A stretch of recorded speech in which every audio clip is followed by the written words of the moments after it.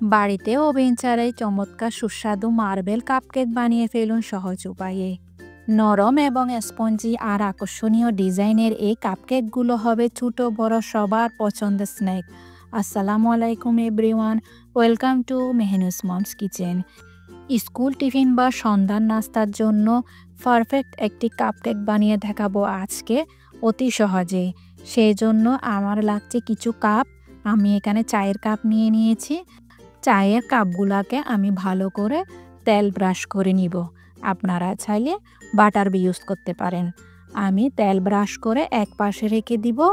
আপনার যদি চায়ের মগ থাকে তাও ইউজ করতে পারেন। একটি ব্লেন্ডার জাগে আমি 2টা ডিম নিয়ে নিয়েছি। সেই সাথে আমি হাফ কাপ চিনি দিয়ে দিব। আমি আস্ত চিনি ইউজ করেছি। এর মধ্যে আমি দিয়ে দিব হাফ কাপ সয়াবিন তেল। এবার সব উপকরণ একসাথে ব্লেন্ডারে ব্লেন্ড করে নিব 2-3 মিনিট। যদি আপনার ঘরে হ্যান্ড ব্লেন্ডার থাকে তাহলে আপনি হ্যান্ড ব্লেন্ডারও ইউজ করতে পারেন।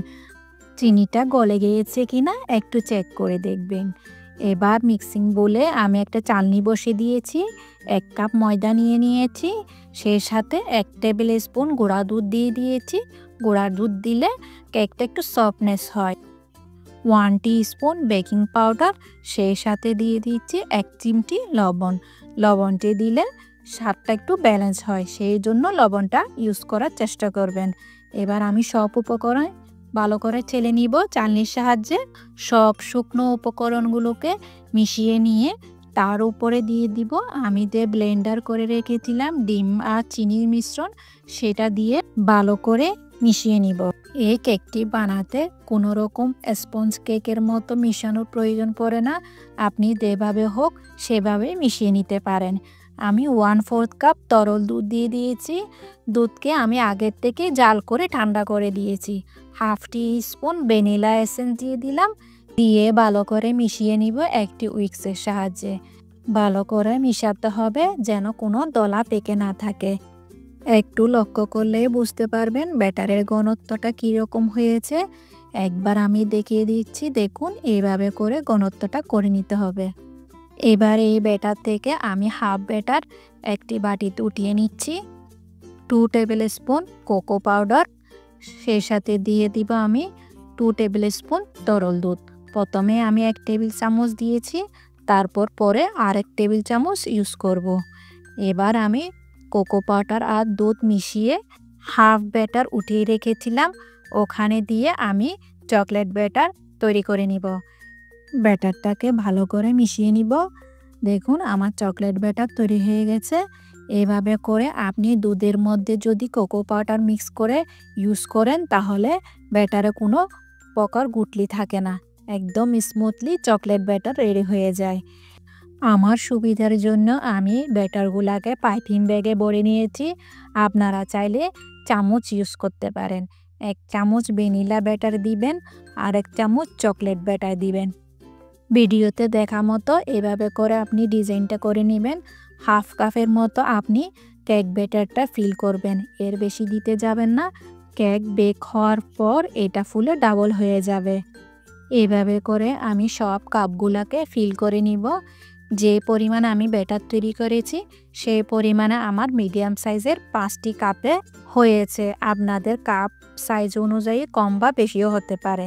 এবার একটি টুথপিকের সাহায্যে আমি মার্বেল কেকের এফেক্টটা দিয়ে নিব। আপনি আপনার পছন্দ মতো ডিজাইনটা করে নেবেন। আমি এভাবে করে নিচ্ছি। দেখুন এরকম করে দিলে ডিজাইনটা সুন্দর হয়ে বেক হয়ে আসবে। এইভাবে করে ডিজাইনটা একটু করে দিলে বাচ্চারা অনেক খুশি হয়ে যাবে ডিজাইনটা দেখে। যদি আপনাদের ওভেন থাকে তাহলে 180 ডিগ্রি সেলসিয়াসে 20 থেকে 25 মিনিট বেক করে নেবেন। সবার সুবিধার জন্য আজকে চুলায় বেক করে দেখাবো।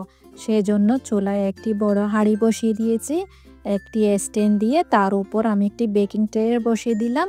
বেকিং ট্রের উপর আমি কাপগুলোকে দিয়ে একদম লো আছে কভার করে বেক করব 30 মিনিট। যদি পাতলা হাঁড়ি হয় তাহলে 30 মিনিটের আগেই বেক হয়ে যাবে। আপনি একবার ঢাকনা উঠিয়ে চেক করে দেখবেন।